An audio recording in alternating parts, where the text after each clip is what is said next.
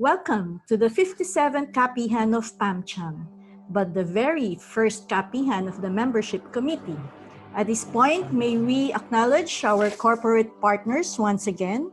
So we have Nidal Management Incorporated, we have Romac Group of Companies, Bank of Florida, Lupo S. Ramos and Company, Holy Angel University, Celtec, Forerunner Services Incorporated, we have FedEx, First Mega Saver, Infini Creations Multimedia Productions, G Partners and Creatives Business Process Outsourcing, and we also have, last but not the least, Hino Pampanga Incorporated. We would like also to acknowledge our board of directors who are also on board this virtual KAPIHAN. To start with, we have Director Jesnick Dao, Director Jim Jimenez, we have Director Renato Romero, Director Alfredo Ma, we have Director Dior Laos, Director Marco Hison, Director Robert Law, Director Hil Pamandanan, Director Teresa Carlos. We also have Director Malu Garbes, Director Willie Tan, and Director Architect Nestor Mangyo. Of course, we would also like to thank the PamCham members who joined us in this event. Thank you so much for taking on board this first virtual KAPIHAN of the membership committee.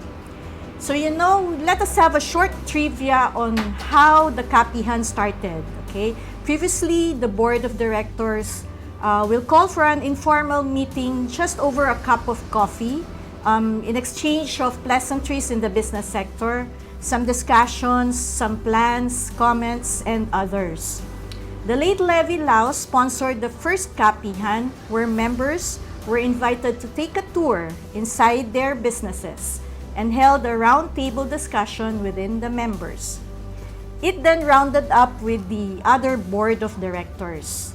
This was to mention how the board of directors did successfully good in their businesses, and that to make it big, it is not done overnight, but with a set of hard work and patience. From then on, they thought of adopting the meeting into a KAPIHAN where a certain topic or issue is being tackled. This is how our KAPIHAN started. And to start with this 57th KAPIHAN, may we call on our beloved President, Mr. Rene Romero, to give his opening as well as the welcoming remarks. Mr. President, you are now being recognized. Thank you, Noy.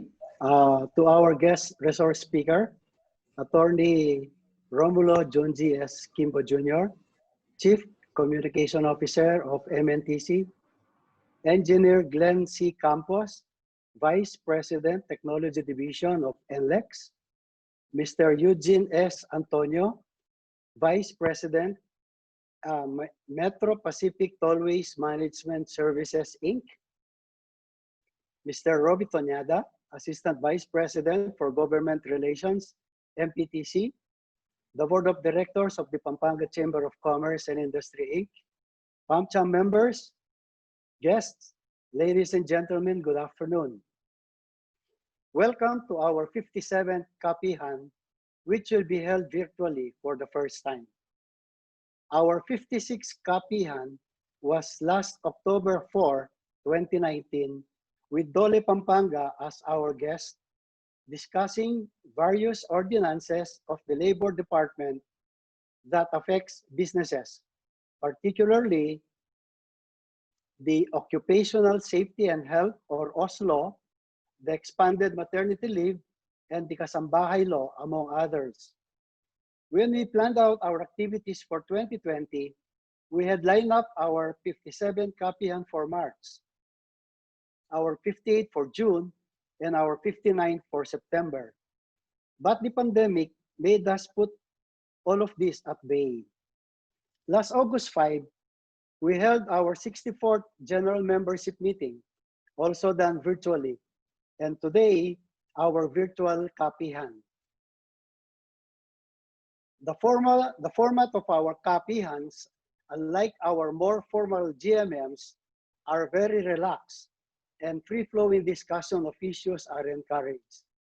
Let me acknowledge at this point the efforts of our membership committee for the organization of this KAPIHAN, our very active chairperson, Ms. Noy Lacanilao, and her equally members, ably led by our director in charge, Vice Chairman Jim Jimenez. Our KAPIHAN today, we are very fortunate. We have PamCham's longtime partner in countryside development as our virtual guest.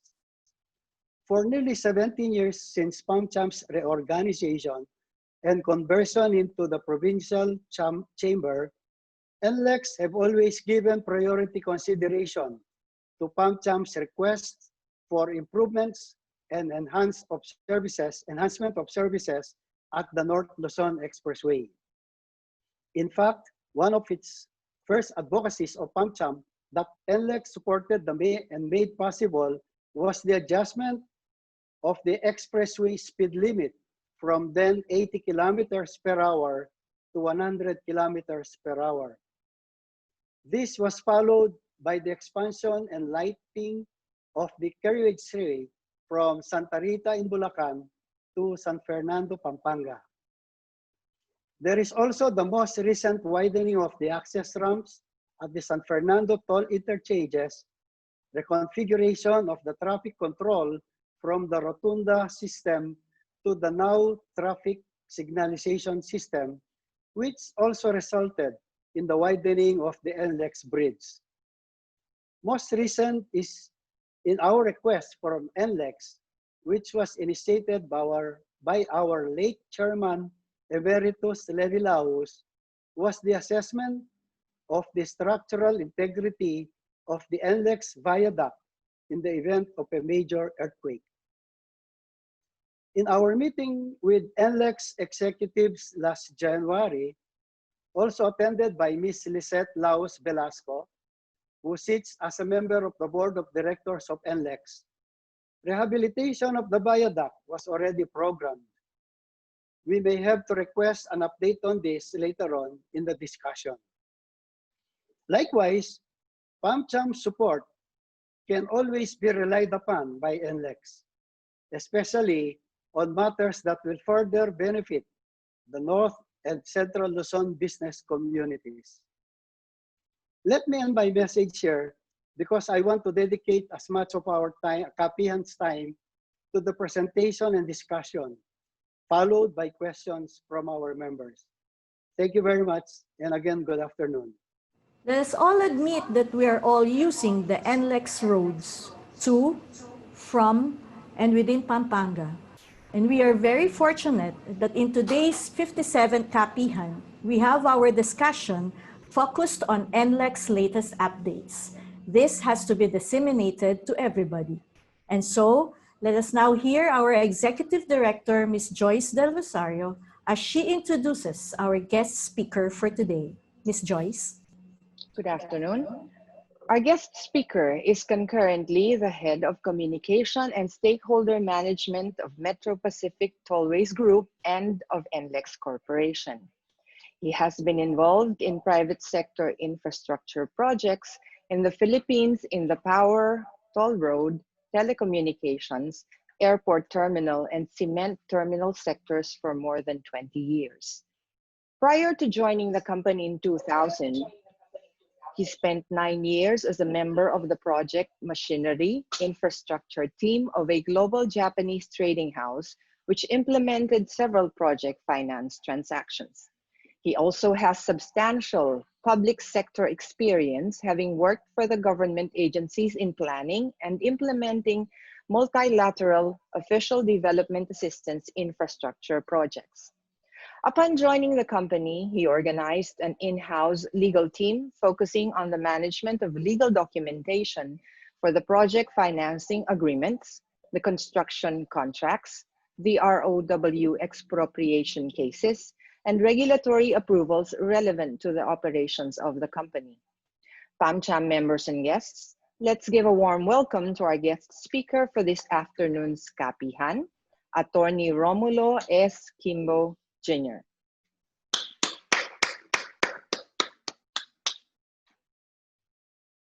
Thank you. Thank you. Good afternoon. Thank you, Joyce. Thank you, Noy, and thank you, Rene.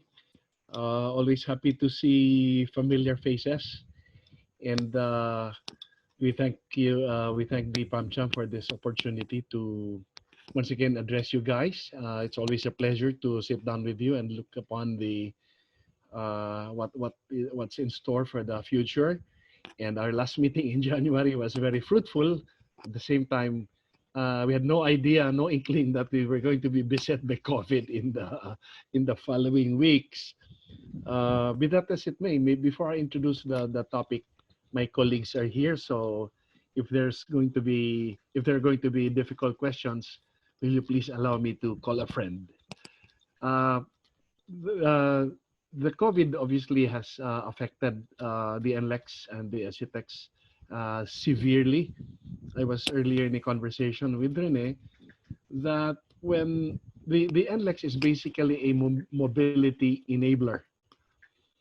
And because it's a mobility enabler, it's a facility that makes people decide to move around, to move about, to bring stuff to their destination, to commute, to transport goods, to execute business deals, to sign something, to go to the market, to go to school, etc.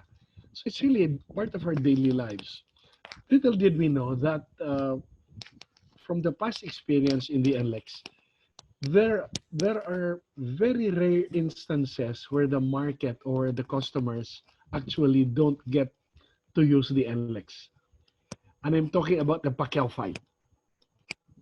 Every time there is a fight of Senator Pacquiao, people stay home, in which case the daily traffic drops about 50%. That's expected. And of course, he's a national icon, so people are expected to stay at home and watch the fight. Little did we know that when pandemic descended upon us, when COVID-19 descended upon us, we would be subjected to the same unusual phenomena that influences the decisions of our people, whether they will go out of the house or not. So when COVID-19, when the pandemic was declared and the lockdown was officially announced, I mentioned already, 85% of the market disappeared. So people just stayed home. The commuters decided to stay home, whether they were doing it voluntarily or they were being compelled. It's doesn't really matter. People stay at home. Of course, the checkpoints did not help because the checkpoints were precisely established by government to stem the flow of people so that social distancing is promoted. So all these restrictions, very unnatural restrictions, really caught us by surprise. And we had to take steps to immediately, gather our wits and basically sit down and decide what to do. We knew very well that people or the industries or the economic sectors will need to survive. So we focused our support and messaging on the transport of essential goods and services, especially food.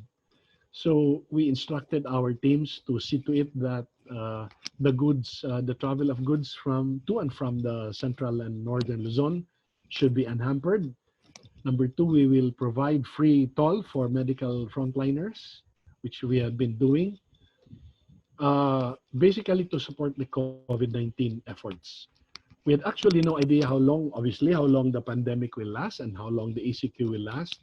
So despite the changes and adaptation that our people have done and have made, we have seen to it that we will cooperate with the Department of Transportation and the IITF in implementing the lockdown, especially that affect the mobility. Our first reaction was to protect our people. Our people are frontliners. They deal with motorists, hundreds of thousands of motorists every day. So their health was our primary concern. We started the PPE system and the disinfection and giving of vitamins. And I also mentioned earlier that we saw the risk of our people commuting. So even if we had a skeletal force from the office, people who would go to the office, insofar as our toll tellers are concerned, even today, we decided to pick them up door to door. We did not want to risk our tellers getting infected during their commute to and from the workplace. So we focused on getting our toll tellers out of harm's way, at the same time reassuring everybody that despite the fears, and the fears were not unfounded, we were taking all steps possible to prevent the spread of the virus in our company. Uh, even with those stringent measures, we also had mass testing twice. Still, some of our colleagues were infected by the virus, and one of them, in fact, is with us today. Robbie Tanyada is our poster boy for surviving COVID-19. Robbie spent, I think, a total of 11 or 12 weeks in the hospital, if I'm not mistaken. And he's back. He's back with us today to, again, share his thoughts. Be that as it may, today, August 5, August 12, we have not yet resumed the normal numbers that we are accustomed to seeing at this time of the year pre-COVID. We are still short by about 40% in terms of the actual traffic, the actual numbers. The NLEX is about 38%. I think for the SCTEX about 40 to 43%. So people are not yet back to their normal economic, business, and routine commuting. So thank you for that. I'll now go to the presentation. If I can just ask a favor from Kanoy and Joyce, if they could scroll the IWAS COVID-19. So this RFID campaign also comes at a time when people are conscious about person-to-person, human-to-human exchange of cash, manual transactions. We're also aware that people are more conscious today. So we took this opportunity to promote contactless toll payment systems. And we'll just go through this very quickly. Well, starting November 2020, this year, we will implement the contactless and cashless entries along all Metro Pacific Tollway Corporation expressways, namely the NLEX, the SCTEX, KAPIHAN, which, as you know, is divided into two parts. There is a small KAPIHAN portion that crosses C5 in Merville. It's called the C5 link. And of course, the Cavite Laguna Expressway. The CALAX is under construction, as you guys know. We are going to open two new interchanges on Friday, Laguna Boulevard and Laguna Techno Park.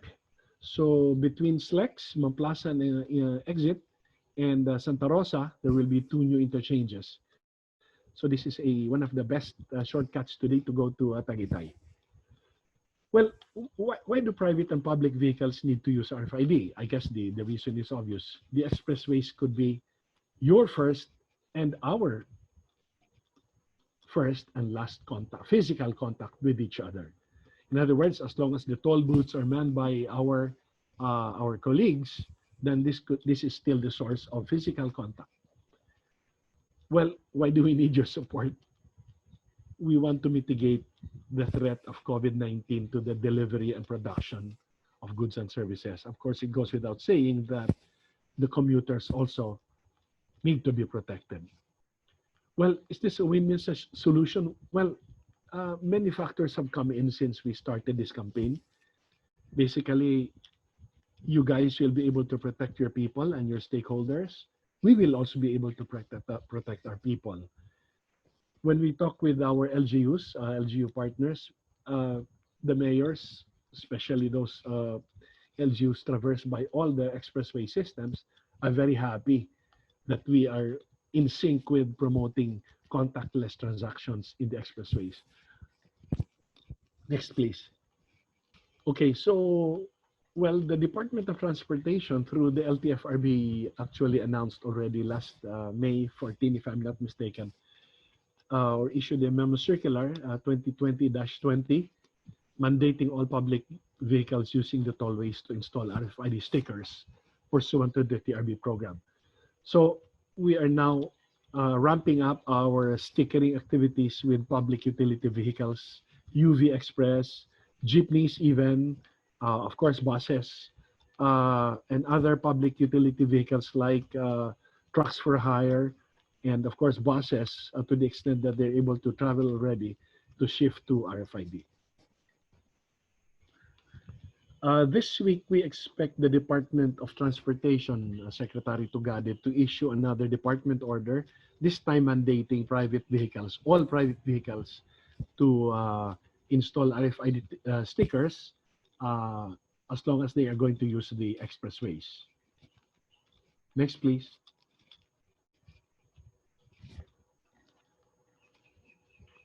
So, in summary, well, we have RFID installation venues, and we have increased the number of point of sales options and extended our operating hours.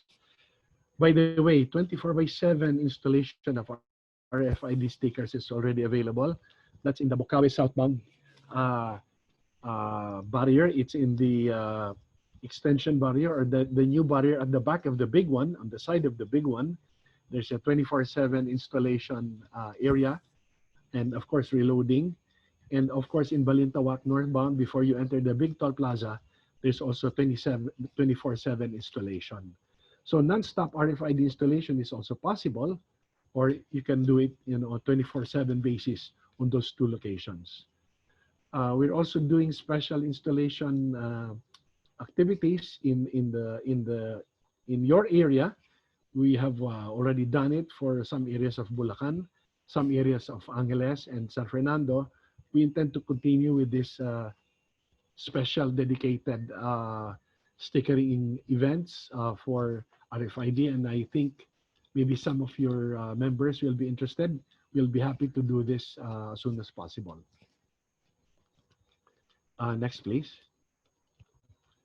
Contactless and cashless also means providing additional options by which the customers can acquire, reload, and enjoy the use of the RFID sticker. What you see here are three illustrations. On the left is what we call the stick it yourself. That can be ordered now online through Shopee.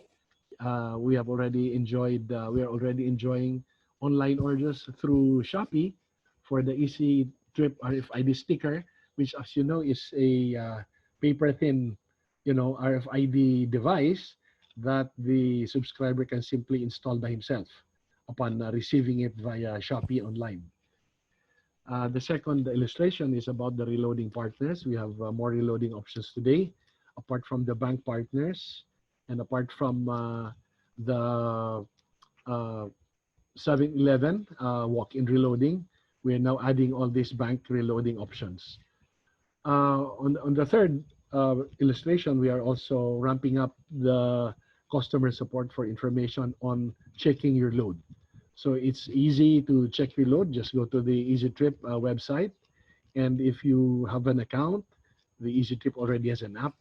And our person who is managing Easy Trip is also here with us, Eugene Antonio. Some of the questions can also be directed at Eugene. The next slide, please. Moving forward, we are also aware of the countless complaints and issues and challenges at the lane itself. So we have decided to ramp up our support for this contactless program and RFID program in upgrading our infrastructure as follows. We have installed advanced reading lanes. The illustration on the left simply means we have tweaked our readers to be able to detect, read, and open the barriers quicker than the usual. In many of our lanes, advanced reading lanes, some vehicles actually need that stop. All you need to do is really just slow down and the barrier will open automatically. We have not publicized this feature. We want the customers, we want our stakeholders to basically enjoy it, and maybe by word of mouth, basically tell everybody else what the customer experience is. The second is a contactless and handheld reader. These are supposed to solve problems in the lane. As you guys are aware, many of the lanes of the NLEX don't have toll tellers. they don't have toll booths because they are dedicated or exclusive RFID lanes. We're going to field our senior tellers in those unmanned booths, unmanned toll lanes, to basically anticipate any problems our RFID customers will have. We have started to deploy them already, and we will equip our senior tellers who will be standing there easily identifiable with this equipment so they can easily transact if the barrier fails to open. There's no need for anybody to call somebody just to open that barrier. So this is our quick fix for toll lane issues. The third is the DSRC shutdown. Uh, when we started in 2005, we introduced, of course, the Easy Trip tag. This is what you can see on the screen. The Easy Trip or DSRC tag will be phased out by September 30. The reason for this is we are shifting totally to RFID, and the RFID system will integrate or make it compatible with all Metro Pacific tollways and eventually even with the South Luzon tollway, the NAIA-X and the Skyway. I think I received earlier questions as to whether or not an installed RFID sticker called Auto Sweep will be ready in our system. Yes, but the prior registration is required. What happens is that there will be one sticker, but there will be two accounts. So as long as you already have an Auto Sweep account, then you just need to register a Easy Trip account with us, and we will utilize the same sticker already installed in the vehicle. And the last picture is we are improving our systems, improving the lighting of the toll lanes so that we're able to make the RFID lanes more visible. Next slide, please.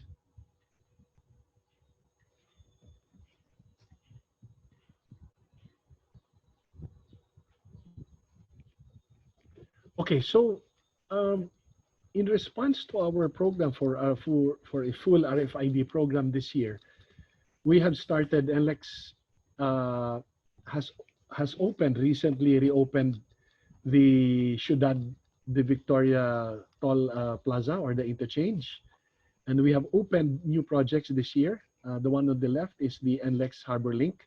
We opened last June 15. This is now being enjoyed by our motorists who can now go all the way to Arten Melopes Boulevard. The picture on the right is the recently opened Tambobong Interchange, which has done a lot to diffuse the traffic congestion in Bukawi Interchange and Bukawi Toll Plaza. So NLEX Tambobong Interchange opened last July 2. Next slide, please.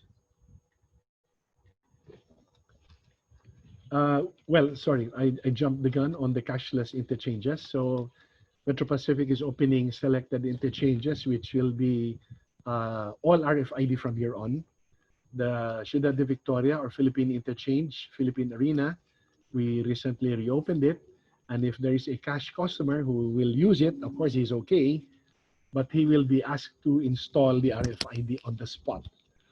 So there's already an RFID installation area in the Ciudad de Victoria or Philippine Interchange, Philippine Arena Interchange. The one on the right is what I just earlier announced. The Cavite Laguna Expressway is going to open 2 new interchanges on Friday, I think. Sorry, on Monday, 17. And both interchanges will be exclusive to RFID users. Next slide, please. Okay, so our goals basically we envision and we are set to put in motion the RFID 100 roadmap. The 100% RFID toll collection will be in place by November 2020. And the right icon is a signal for us to comply with an interoperability agreement or MOA that we executed amongst all other toll operators, specifically San Miguel Group, and of course the Ayala Group that's operating the Muntinlupa Cavite Expressway, MCX. So the interoperability is one future vision that we have. We hope to have full interoperability by next year. I think I have a final slide. Next slide, please.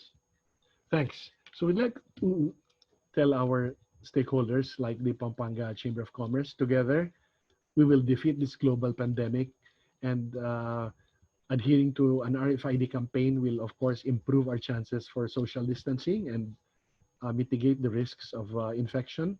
Together we will continue to provide safe and quality services to our customers. We are a mobility provider. We intend to keep to our mission. Basta't sama-sama, kakayanin natin to. Thank you very much for this time.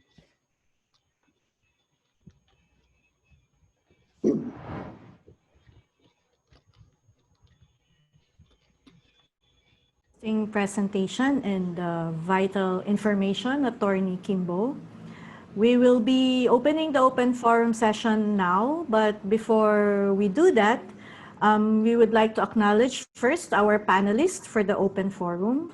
Okay, so joining us today are Engineer Glenn Campos, NLEX Vice President for Technology Division. We also have Mr. Eugene Antonio, VP for Metro Pacific Tollways Management Services. Okay, and we also have Mr. Robbie Tanyada, Assistant VP and Government Relations of the MTMS. Okay, so before we move on to the open forum, may we remind everybody or everyone who wishes to participate in the open forum to kindly use our chat box, and we will be picking them up. Your questions will be picked up, and then we'll be asking them through me para sa ating mga panelists. Okay, so the open forum is now open, and I have a few questions on hand. Okay, can we have the screen for our panelists, please? Okay, so the first question we have is from Jason Tamayo. Okay, we already have the San Miguel Corporation's RFID being used in TPLEX. We also have the EasyTrip device used for NLEX as well. The question is, should we change both and move to the new RFID, or would the SMC RFID suffice? Or if we decide to get the new EasyTrip RFID, would it be free? Thank you for that question. The RFID is really just, as I explained, it's just a sticker. It's a paper thin sticker. So if you already have a sticker from TPLEX, this is called, I think, AutoSweep, then you need not install another sticker. There's no need for a separate sticker. So all you need to do is register with EasyTrip for a separate account. What happens is that the sticker will now accommodate two wallets. One wallet for your AutoSweep TPLEX account and one wallet for the EasyTrip Metro Pacific Tollways account. Question, what do you do with this? The SRC. Well, we already are discontinuing. We are shutting this down by September 30. So the earlier you're able to get a new account via EasyTrip, once you get that account, then you can stop using this. I hope I addressed Jason's question. Okay. Thank you for that, sir. And then we have another question from our beloved president here. Can NLEX schedule installation of RFIDs to fleet vehicles of PamCham member companies? And a follow-up question also, ituloy ko na po, sir. How can the businesses monitor the usage of RFIDs by company service vehicles? Okay, I think yes. The answer to the first question is yes. We can easily arrange for a we call a stickering event. We just need to coordinate with our teams. Glenn is here. Glenn Campos is here. Mr. Eugene Antonio is here. I'm here. So we can easily contact each other as to the schedule of the stickering events that we can do. And we will bring our people to your place to install all those stickers if you want a special one. I already mentioned that there are a lot of stickering locations already. They're in the FB of NLEX Corp, the FB of Easy Trip Corporation. So all those announcements and exact locations for stickering are already available. But of course, we're open to having a scheduled stickering event in Pampanga, well, at the convenient, a mutually convenient location. We're also doing, I think, stickering even in our San Fernando customer service center. That's also possible. So we are open to all those arrangements. For fleet accounts, Eugene, I think maybe you can help here. Can I call a friend, Eugene? Yes, hi, Junji. Thank you. Yes, for the fleet account, we have a process on how we put them on board. Same as what Junji has mentioned. You'll just have to coordinate with us a specific schedule so we can bring our team, to your site or to your place of work, and then we'll install the stickers for you. There are multiple ways on how to create an account for a corporate fleet. You can have all the stickers, all your fleet into one account. That means you'll just need to replenish a single account and will all be distributed to all your fleet with the RFID stickers. Or if there will be different branches of function for your fleet, we can also create multiple accounts inside that one central account. So there are multiple ways on how to do it. It's just, it's up to you on how you want to put them together. We've done a couple of them and it has been successful so far. So it's just a matter of us scheduling, and we'll be glad to visit you anytime. No, excuse me. Eugene, Rene Romero. Yes, Rene. Good afternoon. Yes, good afternoon, Eugene. Eugene, if I have, if I have a account, let's say I have 10 vehicles in one account, and 5 of them are being used by my supervisors who use the facilities of MNTC. No? How can I monitor which supervisor out of the 5 is using the NLEX today? And can I have a copy of those transactions so that for accounting purposes we will know kung sino ang may maraming usage sa mga sasakyan namin? Okay. Yes, actually, Rene, we have 2 ways on how to monitor the account. One is through a statement of account, a printed one that we give to our corporate accounts, either every 30 days, meaning once a month, or bi-monthly, every 15 days. In that statement of account, naka-identify yung mga vehicles with their sticker ID, yung mga exact usage and passages sila, time and toll fees.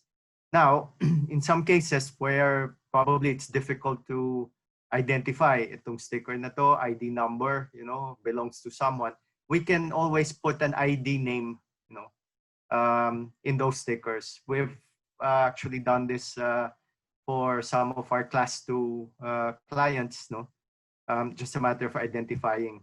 And the other one that I mentioned, pwede din on the real-time basis. Kunyari, you need to see it immediately today or tomorrow. You can log into our website. There's a portion there that you can check your transactions.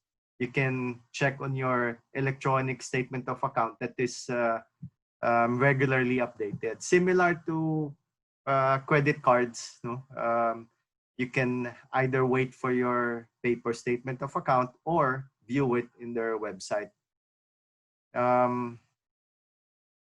So far, those are the two ways on how to check the statement of account. And you will notice there that it's very specific, no, or detailed when it comes to recording of transaction, time of which toll plaza, sometimes most of the time which lane, and then which vehicle, which is represented by the RFID number, or the name that we will be putting as an ID on the RFID tag. Okay, thank you. Thank you. But Eugene, follow-up question. Wala bang real-time, let's say on your website, if I am going to check this account number, wala kayong real-time recording so that if we close our books every day at the end of the business hours, at least alam namin kung ano yung ginastos ng mga users namin? On the average, no, let's say there's a passage today at let's say 3 o'clock in the afternoon. I can say that after 2 hours, that passage will already be reflected in your statement of account online. Although there are times, no, let's say middle of the night, or if there's a network disturbance, no, nade-delay yung pag-upload ng transaction. But on a normal situation, sir, you can see it after 2 hours. So let's say you want to cut off your daily monitoring at, let's say, 4 o'clock, or let's say 3 o'clock, you can already start checking them by at the earliest 5 p.m. or maybe 5. Okay. Thank you. Okay. Thank you. We have another question here from Architect Mangyo. When is the median lighting of the San Fernando to Mabalacat section be installed? Sir? Yeah, I think I have to call a friend, Ness. Thank you for that question. Maybe Mr. Campos, Glenn can support me here in terms of the lighting for the San Fernando to Mabalacat portion. Glenn? Yes. As we all knew when we expanded the carriage, the main line from Santa Rita to San Fernando, included in the execution of works are the installation of the median lighting, and these are LED lighting actually. We are also in the process of designing and planning in expanding the remaining portion of the NLEX from San Fernando to Santa Ines. As we have noticed before the pandemic, there was really a significant increase of traffic volume, vehicles traveling in that portion. So included in the design is also the installation of the lighting for that portion. So once we have finalized our implementation plan for that, you will get an assurance also that together with the expansion of the carriageway, we will also put LED lighting in that portion. Thank you. Okay. We have a comment here, sir. Can you please increase your RFID installation areas for trucks? Because as of the moment, you only have one in Angeles City and Bukawi exit, if I am not mistaken. This is from Mr. Patrick Guanson. Okay. Yes, ma'am. We have actually plans on increasing more of our installation sites as we move further down August. We will be increasing all the POS locations. By the end of the month, by the end of August, we will see at least an additional 11 sites. Maybe we can do more but at least we will see 11 more installation sites, as mentioned earlier by Attorney Junji. Some of them will be on a 24/7 basis. Probably we'll share more information on where these locations will be and which among them will be on a 24/7 basis.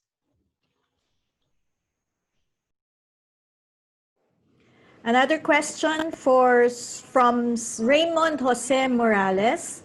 When is the expected completion of C5 link and CALAX?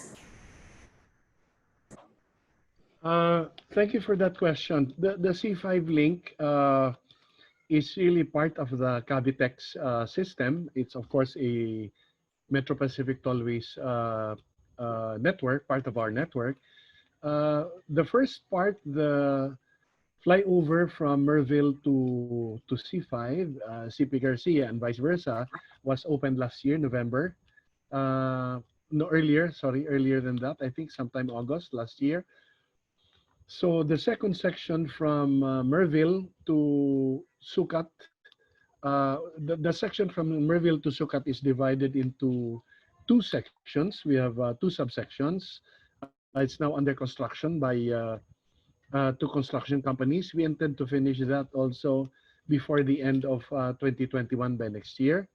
The last portion, which is from Parañaque Toll Plaza, which is the main toll plaza of Cavitex, to connect to Sucat, we submitted a proposal to the government 3 weeks ago, and we proposed that we can complete the construction before the end of the Duterte administration in 2022, subject only to the right-of-way. So the C5 South Link is actually just 4 sections. I think it's total of 7 kilometers. We have already done 1. 2 sections are now under construction. It's the 4th one that, provided we get sufficient right-of-way, we can also finish by mid-2022. Okay, thank you for that, sir.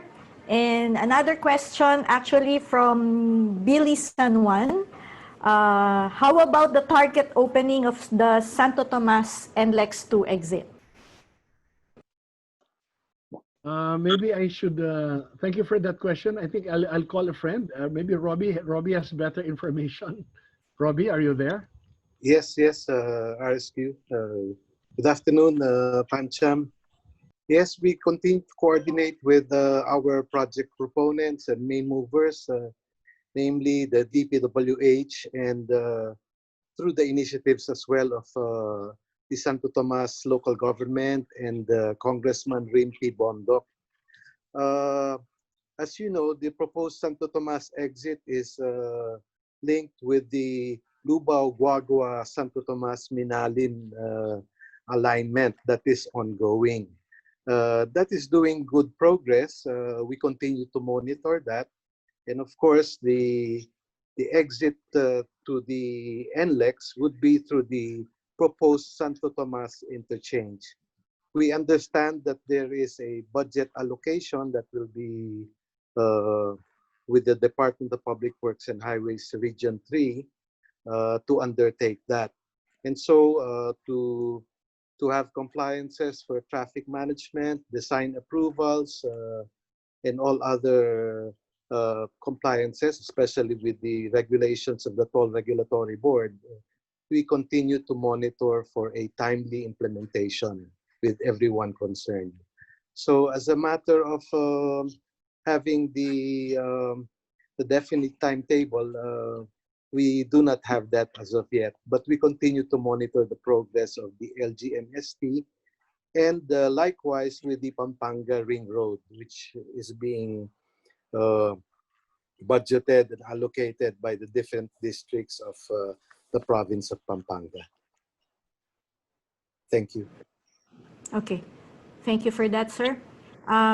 We have a question here from Mr. Raymond Brutas. Good PM. It's just a clarification. Since 2 wallets yung pwede i-register with the RFID account, Do we need to have a separate budget for each wallet, or is it possible na one load lang? Since actually that will be two wallets, no, using sticker, you will have to allocate budget for both. So just like any account, so you will have to maintain specific balance inside, and then you will keep on reloading as you use that wallet. Okay, because the way it works, one wallet will be used for your auto sweep transactions in the south, and then one wallet will be used for all the other MPTC toll roads from Cavitex, Calax, Esitex, and NLEX. No? So to answer that, you will have to maintain two wallets inside that sticker. If I may add something, thank you very much, Eugene. Part of the interoperability program that the OTR is promoting is basically to lead everybody to a common and single account. We have a group now, a technical group. In fact, Mr. Glenn here is part of that engineering team that will hopefully do that by end of next year. Our interoperability agreement and implementation will be done in stages. First, we integrate the NLEX system under the RFID first. NLEX is the last expressway that still operates on two electronic platforms, one RFID and one the DSRC or the Easy Trip Tag. By uh, shutting down the DSRC by September 30, then our RFID system will now be a solo system, and it will be integrated and compatible, sorry, excuse me, with all MPTC systems. The second step is for the RFID system of the MPTC group to be compatible with that of the San Miguel managed and owned expressway systems, including TIPLEX. The conversations with their team is already ongoing. So we need to sit down and address the requirements, compatibility, technical, and of course the financial one.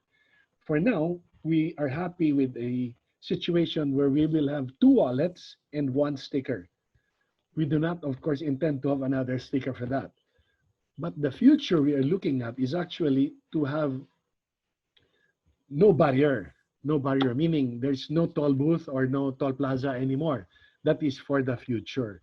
And San Miguel also has, from my understanding, the same vision so that anybody can just move between the toll systems seamlessly.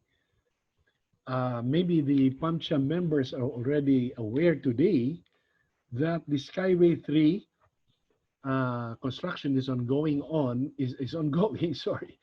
And very soon, the Skyway motorists will now have the ability to go directly into the NLEX over EDSA. So we have to anticipate a situation where the SLEX and Skyway users and customers, all their RFID stickers will be recognized in our systems. So hopefully by end of the year, we will have that second step compatibility, even if we have to maintain two wallets for now. So we're going to do it step by step. Thank you for that question. Thank you. Thank you, Attorney. Okay, so we have another question here from Mr. Rene Paulo Legaspi. It says, good afternoon. I've been using RFID for almost a month. I've noticed that when I enter the Easy Trip lane, there's a delay in the reading of the RFID. I hope we can improve on this. Also, when it's raining, there's also a delay in the reading of RFID. Thank you.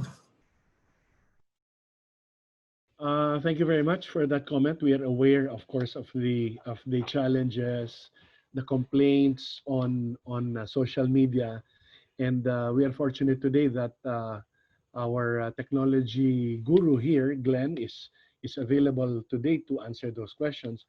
But before we address this as a matter of pure technology, we're going one step further. We have decided to implement an RFID assist system, meaning for those RFID lanes that are today unmanned. There's no toll booth there, obviously, because it's an unmanned. The engineers call it the dedicated RFID lane. Sometimes you call it exclusive lane. We are going to field people. We are going to field our very senior tellers, people who are used to facing our customers every day, to provide assistance. If there's any problem, then the toll teller who will be assigned there, just standing with maybe a laptop or a tablet in his hands, to immediately process that transaction. Uh, a lot of feedback we have obtained is that the lines are very long, and obviously each process will require a different solution. As a first step for that, we are assigning these people to actually face customers and find out what's going on.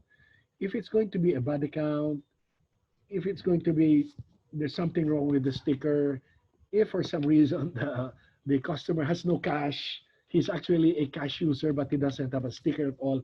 If all this combination situations, we will have a toll teller to address them. I think Glenn is ready to implement that system very quickly, very soon. We already agreed that we're going to post them in the exclusive RFID lanes from here on. Glenn? Thank you, Attorney. Actually, the one you mentioned on RFID Assist, we actually started it already since August 2. In reality, we have that already last October 2019, but we only deployed minimal personnel. But starting August 2, we have reinforced that team. We have located them in 5 toll plazas, including San Fernando, so that we can readily assist those who would have encounter an issue in the lane. Come next week, we are increasing them to another 8 locations. So all in all, we will have in NLEX and SETEX more or less 20 locations. So, and we are addressing those requirements, especially to plazas where the volume is high. Regarding the question on how come the readers in the lane are slow, actually, that's one reason why we have implemented this, what Attorney Junji earlier explained on RFID advanced reading. Prior to that, our lanes, our antennas are actually almost in the zone near the traffic control gate, or what we call the boom that that will allow the motorist to pass once it goes up. And then we move it farther up to 10 meters to have it read, to have the RFID stickers read in advance, so that the processing of the transaction will be sort of an advanced processing in such a way that the vehicle will no longer stop, or will only slow down up to 15 kilometers per hour of speed. So in essence, it's a non-stop transaction of RFID. And we started deploying this kind of system during the pandemic period in May and June and up to July. So somehow some RFID users would already notice that. But we have not removed the EC3 plane, we call it EC3 plane, wherein it coexists, the RFID coexists with the DSRC. In those lanes, you will still experience the slow reading because it's an old setup. But in the exclusive RFID lanes, you will experience already the advanced reading. As Attorney mentioned earlier, if there are instances that the sticker is not read, then an RFID assist personnel will be there. And also eventually the motorist will be informed also if the one assisting you will see a concern on the sticker that is installed in your vehicle. Like if it's a sticker that is already dilapidated, or there is a portion that is defective already, then it needs to be replaced. Or it's a sticker that is not properly oriented towards the antenna that we have relocated 10 meters away from the traffic control gate. So the RFID assist personnel will inform you that you need to replace the sticker. In fact, in some locations, we can replace the sticker readily in the lane. But if not, at your own convenient time, you can go to a customer service location and then have it replaced. And in the same manner, the one who will be replacing it will further explain to you the importance of the activity of replacing the sticker. So those different scenarios that will affect the bad customer experience of the customer in the lane will be addressed promptly with the RFID assist personnel, and eventually will have to be resolved, and everybody will enjoy the feature of what improvements we are implementing in the RFID system in NLEX and SFX. Thank you. Okay, thank you on that, sir. These are the challenges, right? Okay. Yes. Okay. I have a question here from our chairman, Jesnick Dao. And incidentally, Mr. Joseph Rivera here has almost the same question. It goes, I had gone to the RFID installation booths in Pampanga and Angeles, but wasn't able to get them installed because the technicians told us that the front windshield tint would have to be replaced. It is a Hooper Optic tint from the Laos group. They cannot also install them on the headlights because either the headlights are small and another headlight is a bit embedded. So same question also from Mr. Joseph Rivera, saying that the car is not compatible with RFID. So is there anything such as compatibility with that?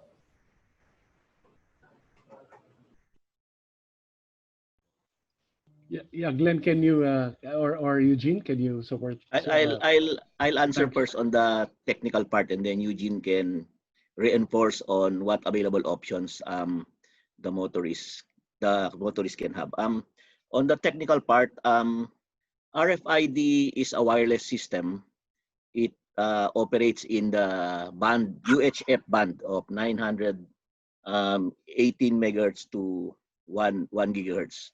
That band is also used by cellular GSM technology, if you would recall sometime when we had that. Since it's wireless, so there is a communication between the antenna and the sticker that is installed in the vehicle. In wireless communication, metallic objects surrounding the path of communication are actually deterrent to a proper communication. So if there are interference, as we may call it, then the communication will suffer, and the exchange of communication between a receiver and a transmitter will be garbled, and the transaction will not push through. So the objective is to make sure that such interference will be eliminated. So because there is a metallic portion of many of the tints that we have here in the Philippines, then that metallic portion is actually an interference to the good communication of the antenna and the sticker. In some application, we will have to cut the sticker, but it's not really cutting only on the exact size of the sticker as shown by attorney. The sticker is just small.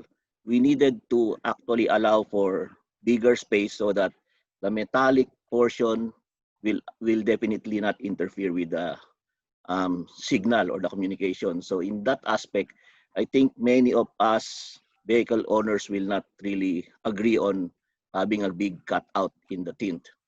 So other options available are we put it in the headlamp, but for headlamp installation, there are also challenges because the sticker will have to have a good line of communication also with the antenna. So if the headlamp surface is oriented not upwards toward the antenna, then again the communication channel will suffer. So other options are available. I think Estrip has explored that, and maybe Sir Eugene can share with us those options available, so we can address the issue of good communication between the sticker and the antenna. Okay, thank you. Um, just like how Glenn explained it, if none of the choices he mentioned are acceptable to the motorist, we have this new product or new gadget. You know, it's also RFID, but this is more how do you call it? Active, no? The sticker actually is passive because it does not communicate. It does not throw any signal to the antenna, but instead it just displays itself to be read by the antenna. There is another RFID tag. It is classified as active because it engages with the antenna. This is what we call the license plate RFID. We already have the product with us, and we did a lot of testings in several vehicle types, big ones, small ones, no? Sedan, SUV, and all those. And it seems to be working perfectly fine. We will be able to distribute them to the different POS that we have along NLEX and SETEX by, I think, third week of August, towards the last week of August. So for all those vehicles who did not pass the RFID test either for the windshield or the headlamp, you can get in touch with us, or you can go and visit our POS sites by the earliest third week of August, or at the least before September. And those license plate, the RFID gadgets will be available for installation. Thank you for that. May I follow up on that? Junji, nice to see you, and Roby. Oh, And go ahead. Roby, it's also nice to have you back on board. We've been praying for you for a long time. Anyway, alam niyo naman kami, totally loyal kami sa NLEX at saka sa MNTC. However, it doesn't remove us from comparing. When I say comparing, like the ones that I mentioned, I have an RFID from Tiplex on a Alphard vehicle, but when I went to NLEX, they said hindi pwede sa Alphard kasi maliit yung headlight. Sabi ko, bakit doon sa Tiplex pwede? And I mean, I don't know why. Do they have a different system? And again, their system, as you mentioned also, you don't have to stop really, and that is the experience of us traveling in the north. And I don't know. Can somebody tell us the difference? Thank you, Jess, for that question. Obviously, we need to step up in terms of the readability of the sticker, especially with your unit, no, with the Alphard. We have had very close coordination with our counterparts, San Miguel. In fact, this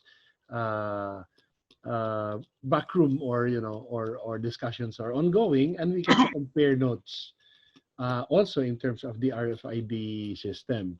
And we realize also some of the best practices that San Miguel is doing, and they're also sharing it with us. It's all right. I mean, it's a matter of, we regard you guys as common customers, so we really have to take care of your situation.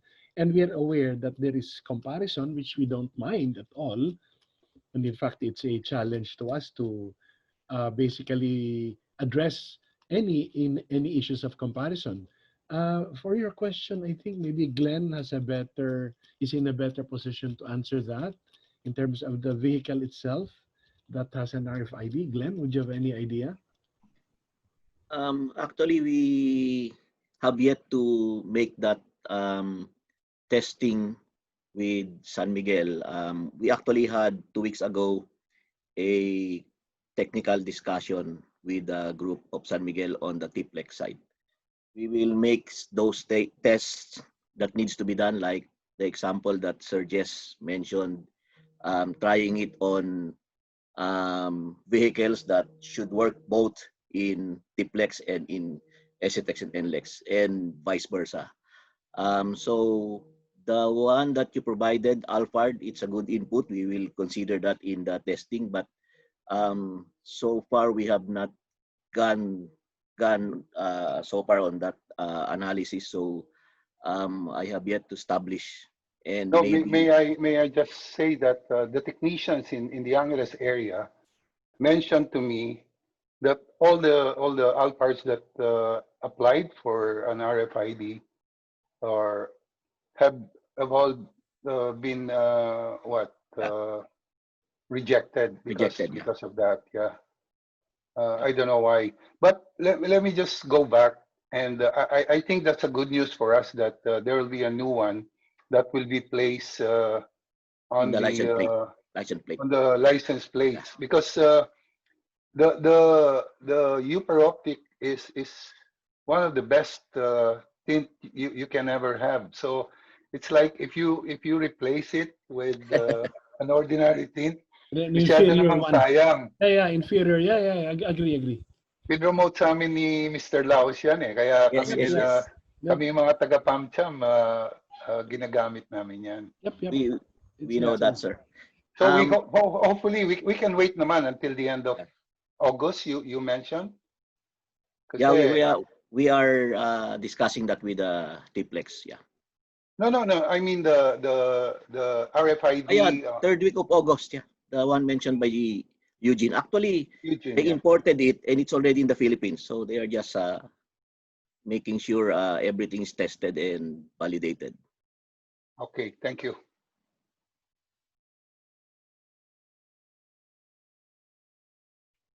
Noe? The RF. Okay. Yes, sir.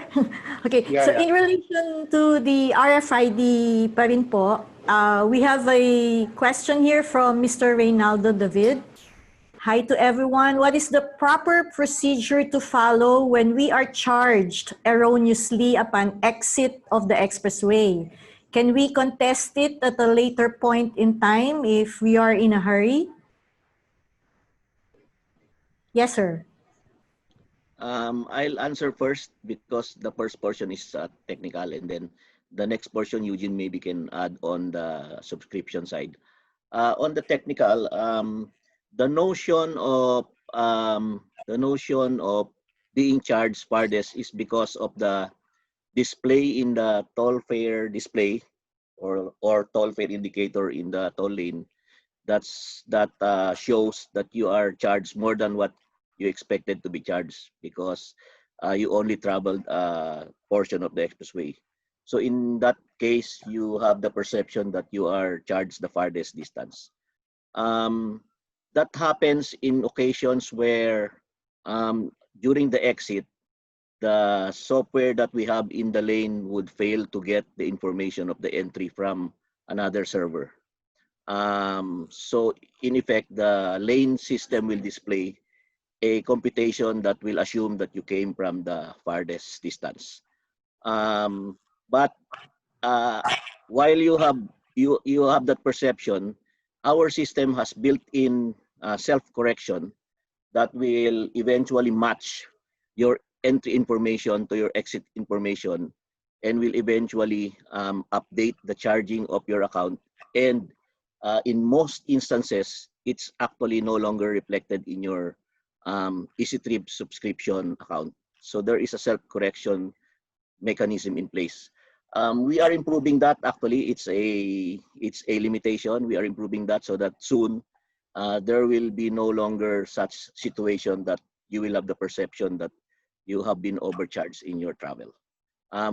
If in cases that there are really no entry information that is being matched, EasyTrip has also their own processing of such complaint if you happen to make a complaint in their EasyTrip hotline. And maybe Sir Eugene can expound on that.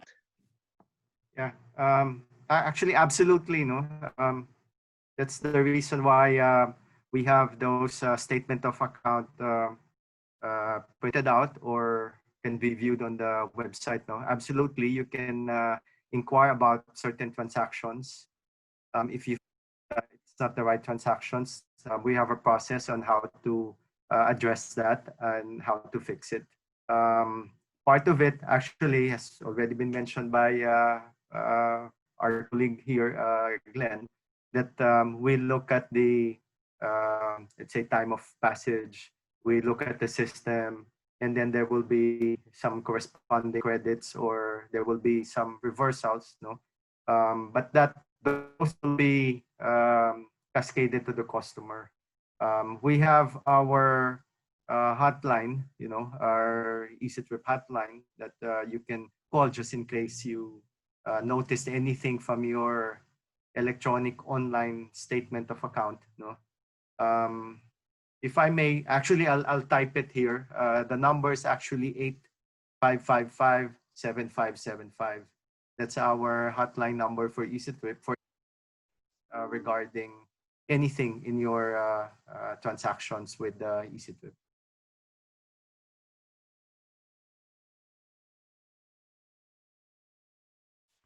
Okay. Thank you for that, sir. There's a related question also here from Nestor Mangyo. Is there a chance to make all the RFID for the expressways unified? Like same for RFID for NLEX, SCTEX, TPLEX, NAIAX, SLEX, because right now we have two different RFIDs per vehicle. Is that possible, sir? Glenn is on top of this. We call that the interoperability initiative of the government. Yeah. And we are already on phase 1. Maybe Glenn can update Nes Mangyo on what's going on the interoperability discussions with our tollway friends. Yeah. The phase 1 actually is the one being enjoyed by 12,000 AutoSwip users now. 12,000 AutoSwip users already enrolled their account to EasyTrip, so they are the ones who have 2 wallets. That's the phase 1 of the interoperability. The phase 2 is actually the other way around. EasyTrip account to be enrolled to an AutoSwip account, but still with 2 wallets. That's not yet in place. The first stage of that phase 2 is the testing that we will have with TPLEX, the one I mentioned earlier. Once we have it working, we will activate that right away.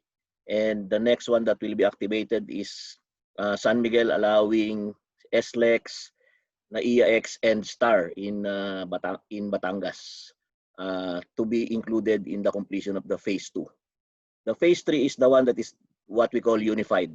In terms of technical execution, we will eventually have to agree with San Miguel and even Ayala, because Ayala owns the MCX in Muntinlupa in Cavite, where we will have a common central system, or what we call clearinghouse, that will process all the transactions of the expressways and will allow for allocation of collection of toll fees electronically using a single platform. That's phase 3 of the execution. So we are doing it one by one to be systematic about it, but we have that in mind that we will soon have a unified system that will cater to the interoperability, single interoperability of all toll road system in the Philippines. In fact, I would presume it will cover even the one that we have in Cebu, where we will also operate an expressway in Cebu. So that's how big the interoperability endeavor is as far as expressways are concerned. Thank you. Junji, matutuwa si Senator Drilon yan. Siya actually pasimuno. Yeah, siya pasimuno. You still remember that? Yeah, I know. Yeah, so it's ongoing, and as I said, our colleagues in the south, in the San Miguel team, are really cooperating, and we are really exchanging information in this direction. That's good. Okay, sir. So soon. Okay. So from Elsa Pantino, Can the Easy Trip system check all the toll plaza that the vehicle has passed through? The purpose is to monitor the destination of the vehicle regularly, like a regular billing system of a mobile phone.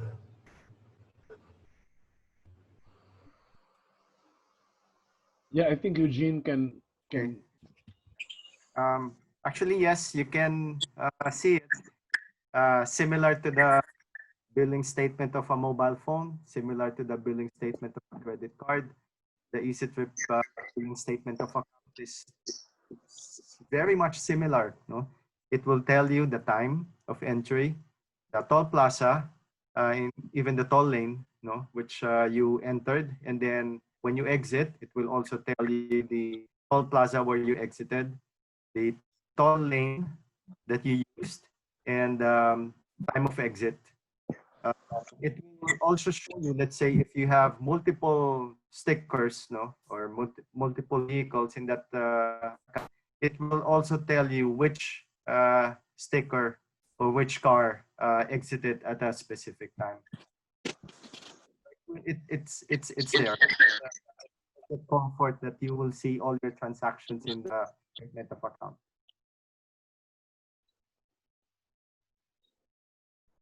Okay, there's another question here from Sir Joseph Rivera. Until when can you allow the 12-wheeler, the load of a sand, to pass NLEX? sorry, can you say that again, Mark, please? Yeah. Until when can you allow the 12-wheeler to pass NLEX? I think this is for a sand load. Yes, yeah, thank you for that. We are actually implementing that. The background of that question is that we're implementing the long-term replacement and renewal of the Candaba Viaduct. As everybody's aware, and I think the PamCham leadership is aware, the Candaba Viaduct is an aging structure. And the southbound lane, the southbound carriageway, is the more affected structure that really needs a full-blown renewal and rehabilitation.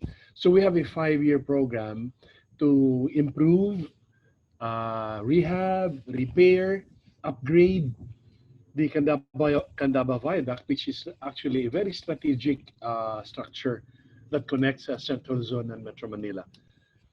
I cannot forget the conversations we had almost regularly at the NLEX board with the late Chairman Levy, our friend Levy, on stressing on how important Candaba Viaduct is. So this year, we are starting the long-term rehabilitation. We call it our phase 1 of the rehabilitation. The southbound portion will be restricted in terms of 12-wheelers, but of course, all other cars can continue to use them because the repairs will start underneath. Ang repairs po niyan sa ilalim. The so-called link slab repairs, we are going to do 4 link slab repairs. Link slabs are concrete connections that join the 22 or 24 plus sections of the southbound carriageway in order to strengthen that from the bottom. So works will start underneath. Now, with regards to 12-wheelers, well, we already announced in our Facebook site that we are going to do a rerouting. Not all 12-wheelers are prohibited or will be rerouted. We actually welcome all 12-wheelers that will comply with the loading requirements of the law. As long as you're compliant, then we basically have no problem. All trucks, all vehicles can continue to use Candaba Viaduct southbound, provided they comply with the weight limits. Now, why are we stressing the importance of and pinpointing 12-wheelers? Well, because per our records, the 12-wheeler dump trucks have been found to carry almost 45 tons in their load. And 45 tons is simply a dangerous load to be carrying anywhere in the Philippines, much less in a in a bridge that is Viaduct. under repair. So Candaba southbound is of course a bridge. There are two bridges. The southbound is being repaired on 4 strategic locations. We have made the announcement on our FB site. A feature of that repair will require us setting up a temporary Bailey bridge, a steel bridge that will, it's like a big hump that will be installed in every link slab that we are going to do repairs underneath. And that steel hump or Bailey bridge will be moved along the southbound carriageway as we proceed with our repairs. So 12-wheelers are okay, but please note, you have to be compliant with 8974 Republic Act in terms of the load limits. Otherwise, we will be asking our customers to bear with us to reroute. If you are carrying a load in excess of what is allowed by law, then sorry, but we have to ask you to be rerouted. It is not possible to use Candaba southbound with 45 tons without endangering the lives of our motorists, especially our workers who are underneath the bridge. So we have a program. I think we announced it. It's going to start on Thursday or Friday, August 14. And I think the program is a 4-month program for repairs for this link slab repairs. The details are in our FB NLEX Corporation Facebook site. You can get all the details. And until then, when we reopen, then of course, we will say that we will continue to observe the safety limits for now. Okay. Thank you so much for that. In as much as we would like to air all of the questions of all of those participants here in this event, we are losing time for this. But please, for all of the participants, you can still send in your questions through the chat box or through the Q&A, and we will still be forwarding them to the panelists and send you their replies on your questions. I believe that in the chat box, I have seen also some replies already. At this point, may we acknowledge also Ms. Lelok Reyes of Metro Pacific Tollways Corporation. She has been answering some questions also in the chat box. So thank you so much for that. So before we come to an end, we would like to call in our president, our good president, to give PamCham's statement of support for NLEX. Mr. President? Thank you very much again, Noy. Junji and the other panelists, as you remember, during our meeting with the Pampanga Chamber Board of Directors and NLEX executives, we have agreed that PamCham will also make a public statement supporting your plan of Candaba Viaduct upgrading works. But since you are already, and you are also now campaigning for the 100% usage of RFID at NLEX, we would, NLEX, SCTEX, Capitex, C5 Link, and CALAX, we would like to include that in our endorsement of support. And may I request our Executive Director, Ms. Joy Dulao, to please read the endorsement of support for the information of the Board of Directors and our members. We will disseminate this in our social media accounts, and we will send this to the tri-media entities for them to publish that Pampanga Chamber is supporting the 2 program of works of the NLEX. Joyce? Yes, sir. Thank you. Reading the endorsement of support. For and in behalf of the Board of Directors of PamCham, I hereby enjoin all PamCham members to extend support to the below-listed programs of our longtime partner for countryside development, the Metro Pacific Tollways Corporation and the NLEX Corporation, which are intended to provide long-term solutions to our region's economic revival and ensure public safety. Number one, the Candaba Viaduct upgrading works. Over the years, regular repairs and maintenance were done on the bridge to ensure its stability and endurance to the elements. However, the wear and tear of their daily use, aggravated by overloaded and overspeeding vehicles, continue to affect the integrity of the viaduct. To address this pressing concern and preserve the vital function of the bridge as a critical link between the National Capital Region and the North and Central Luzon areas, upgrading and rehabilitation works will be done starting August 13, 2020. Number two, the RFID 100. Beginning November 2020, Metro Pacific Tollways Corporation will implement contactless and cashless entries in the NLEX, SCTEX, Cavitex, C5 Link, and CALAX, Cavite Laguna Expressway through the use of RFID tags. The use of this technology will not only reduce the long queues in the toll lanes, but more importantly, mitigate the threat of the COVID-19 virus to the delivery of essential goods and services. Given the still unresolved threat to the lives and livelihood by the COVID-19 virus and the pandemic's still inestimable damage to the national and global economy, it is imperative that at our own level of influence, we extend support to transport infrastructure programs that will uphold and ensure the safe, unhampered, and on-time delivery of critical goods and services nationwide. Thank you, and please keep safe. Always signed, Renato G. Romero, President. Thank you, Joyce. Junji, Mr. may I? Yes, thank you, Noy. And Joyce, thank you. Junji, I hope you received your copy already. And tonight, we will upload this to our social media accounts, and maybe tomorrow or the next day, after tomorrow, you will see them in the tri-media facilities. Thank you very much for that statement of support. It's a very valuable message for us and for our stakeholders.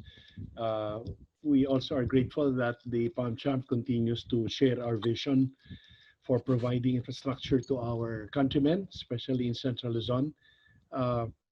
We take off from where we last had a meeting in January, and we look forward to having more sessions like this to give us the opportunity to answer questions, and at the same time have this virtual face-to-face meetings. We have always considered PamCham as an important partner and stakeholder in the development of Central Luzon, and we take note, of course, with the ability of the PamCham to continue with what the late Chairman Levy has left us as a legacy, and we think we are in the right direction. We thank you once again for your support. Thank you, also. Thank you. Thank you. All right, thank you so much. At this point, we would like to thank Attorney Kimbo, our guest speaker for today.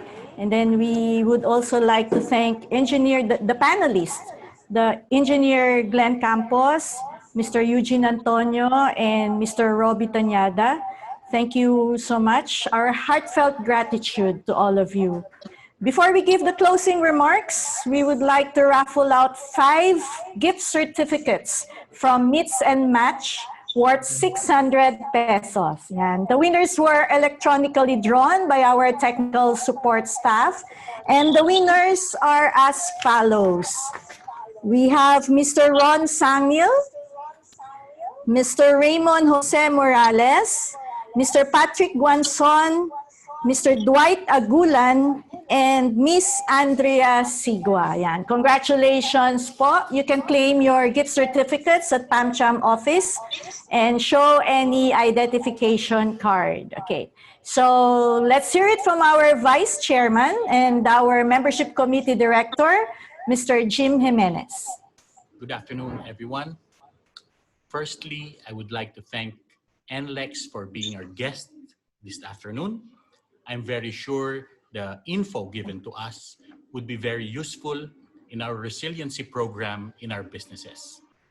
Secondly, I'd like to thank our participants in this very first virtual KAPIHAN that we have. Sorry, we could not send in the coffee to your places. Kaya, in the meantime, KKK na muna. Meaning, kanya-kanyang kape muna. Yun. Kidding aside, also, I'd like to congratulate the Executive Director, Ms. Joyce Duldulao, and the PamCham staff for making this possible. Lastly, if not for the efforts of our membership committee chairman, Ms. Noy Lacanilao, our KAPIHAN, our virtual KAPIHAN, our very first virtual KAPIHAN would have never happened. Let's all magpakasanay na po tayo. Our meetings would all be in virtual form. This would be our normal, and let's all adapt to it. Resiliency is the key to get this economy back into its feet. And we're all proud we're starting it locally in our local chamber. Thank you and good afternoon. I am PamCham. Good afternoon, everyone. Firstly, I would like to thank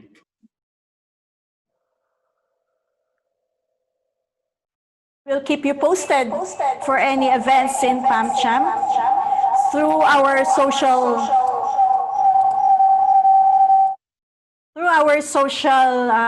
social media accounts. Okay, so this has been your host for today's events, Ms. Noy Lacanilao. I am the membership committee chair. Thank you, everyone. I am PamCham. I support PamCham. Keep safe, everyone. Thank you very much, everybody. Thank you, everyone. Bye-bye.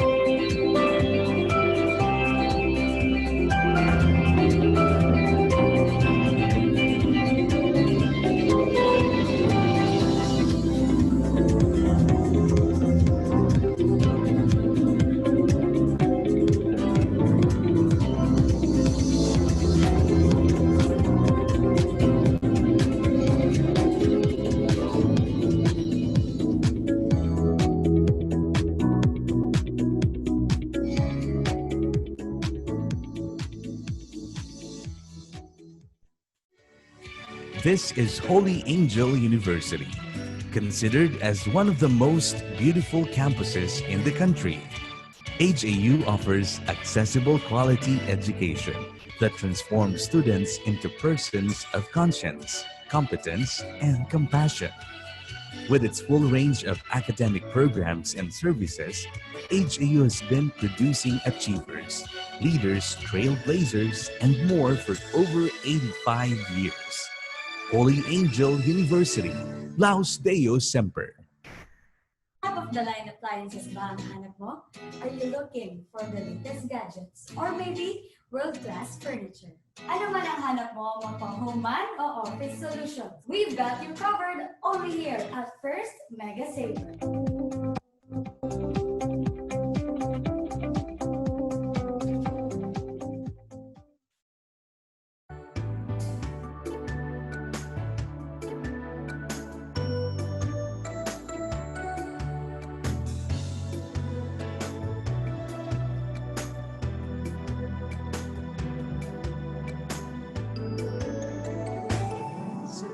Florida, ika'y very happy.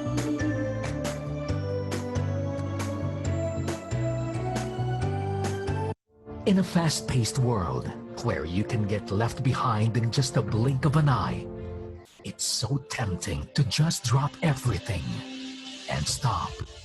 Here's for the ones who don't. The ones who keep going. We at Hino Motors Philippines have been with you every step of the way.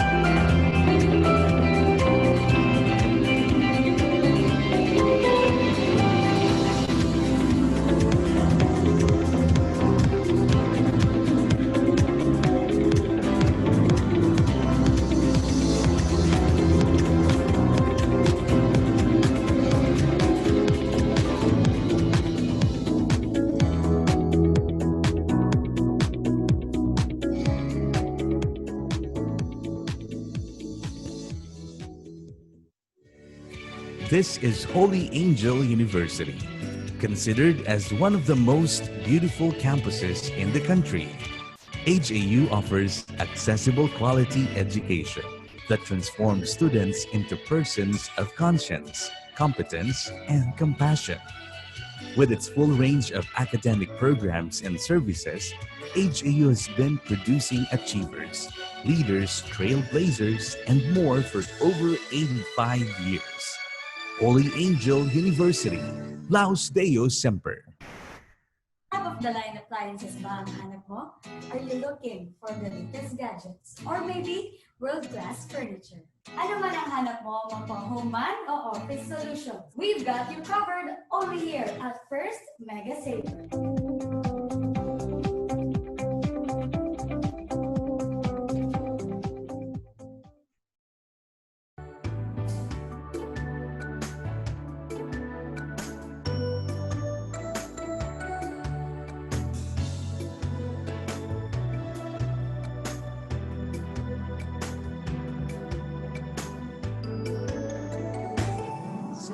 Florida, ika'y very happy.